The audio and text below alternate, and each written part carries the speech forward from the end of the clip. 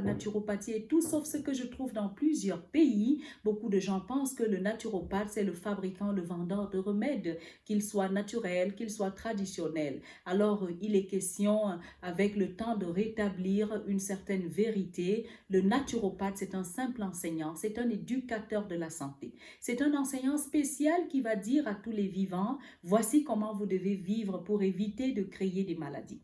Alors, celui qui fabrique le médicament, c'est le phytothérapeute. La phytothérapie étant ce côté pharmacie de la nature, c'est-à-dire de tous les médicaments à base d'éléments naturels pris dans la nature.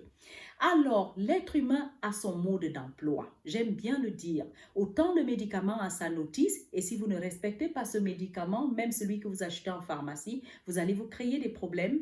Autant une voiture, si on a dit c'est le gasoil, si vous y mettez de l'essence, alors vous allez couler le moteur. Autant votre petit téléphone Android qui vous permet de me voir, vous allez avoir une fiche d'utilisation dans le carton à l'achat. Cette fiche d'utilisation va vous dire exactement comment se comporter avec ce téléphone. Si vous ne la respectez pas, vous allez créer un problème. L'être humain est un être authentique. L'être humain vit et respire. Alors seulement par rapport à ça, il a également une notice, un mode d'emploi. La naturopathie, c'est dans le mode d'emploi des vivants. C'est l'ensemble des règles et des comportements qu'on devrait avoir pour éviter de créer soi-même les déséquilibres qui vont nous conduire aux maladies. Si nous avons fabriqué les téléphones, les véhicules et tout le reste, et que nous avons pensé qu'à ces êtres artificiels, nous devons attribuer des notices, alors il faut comprendre que nous qui sommes des êtres authentiques, nous ne devons pas marcher n'importe comment. Il y a donc un ensemble de choses qu'en tant que vivants,